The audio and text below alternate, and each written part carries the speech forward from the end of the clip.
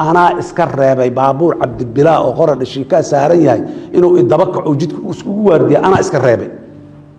وإرباهي دي مجرته بابور عبد البلاء وقرن الشيكا سارية ما وضنينه قولي وزير ذا في الإساء أوامريك سوسارين لما وذكروا مقالة قرى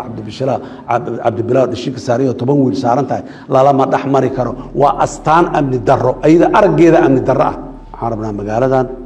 وكم ممنوع baabuurtii shacabka markay ka soo dhamaadeen bay isku ekeysiyeen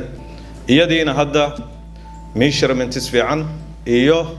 xeer golaha wasiirada ka soo bixi doona oo baabuurta ciidanka iyo dharka ciidanka iyo qoriga ciidanka lagu kontroolayo oo uusan jirin qori aan hayb lahayn gaari aan hayb lahayn askari aan hayb lahayn oo tuuto wata oo dalka socda ama magaalada muqdisho socda ma jiri doono taasna halkaas laga gaarayada iyadoo laga duulayo ilaalinta badqabka shacabka Soomaaliyeed iyo sugidda amniga guud ee dalka ayaa si buuxda loo dhaqangeliyay amarkii taliska ciidanka xoogga dalka Soomaaliyeed ee ku aadan in si rasmi ah loo xaqiijiyo nidaamka amniga qaranka laguna sugayo isticmaalka saxda ah ee hantida iyo aqoonsiga ciidamada amniga waxay fuliyeen howlgal ballaaran oo lagu dabaqayo awaamirtaas iyagoona ku guuleystay in muddo kooban lagu soo xareeyo gaadiid ciidan oo si sharci darro ah loogu adeegsanayay caasimadda iyo gobollada kale ee dalka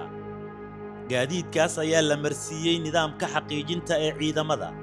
waxaana gacanta ku haya taliska ciidanka xoogga dalka si loo hubiyo inaan mar kale loo adeegsan si qaldan ama ka baxsan sharciga 10 Oktoobar 2025 taliska ciidanka xoogga dalka Soomaaliyeed ayaa soo saaray amar rasmi ah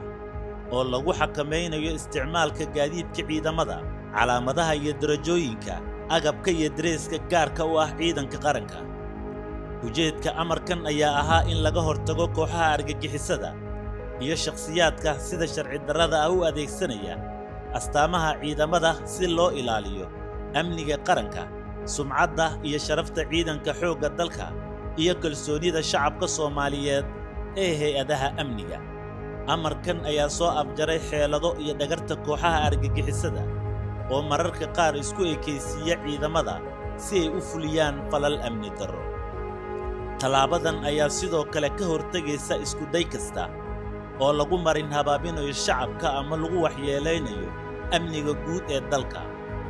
taliska ciidanka ayaa si cad uga digay in cid aan ciidanka ka tirsanayn ay isticmaasho dareeska darajooyinka ama agabka ciidamada in ganacsatada ay iibiyaan gaadiidka iyo qalabka ciidanka in garaashyada ay ka fogaadaan dayactirka ama rinjiyeynta gaadiidka ciidanka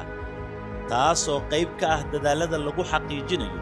in hantida ciidanka iyo agabka qaranka aan loo adeegsan karin si gaar ah ama sharci darro ah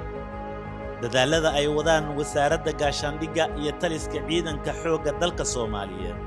waxay ka tarjumayaan go'aanka dawladda ee ku aadan sugidda amniga difaaca qarannimada ilaalinta sharafta ciidamada iyo soo celinta kalsoonida shacabka Soomaaliyeed ee hay'adaha amniga talaabadan ayaa muujinaysa mas'uuliyadda iyo dadaalka joogtada ah ee dawladda iyo ciidamada qaranka ay ugu jiraan ilaalinta amniga iyo sumcadda qaranka howlgalkii lagu fuliyey amarka taliska ciidanka xoogga dalka ayaa lagu qabtay gaadiid ciidan oo gacmo qaldan ku jiray kuwa oo midaba ciidan si sharci darro ah loo mariyay oo qatar ku ahaa amniga caasimadda waxaa ugu dambayn la farayaa cid kasta oo gacanta ku haysa gaadiid ciidan oo noocyadaas ah inay sida uu dhaqsiyaa badan ay ugu soo wareejiso ciidanka xoogga dalka Soomaaliyeed xafiisyada u qaabilsan ururinta gaadiidka ciidan ee sida sharci darrada ah loo adeegsado amaba loo haysto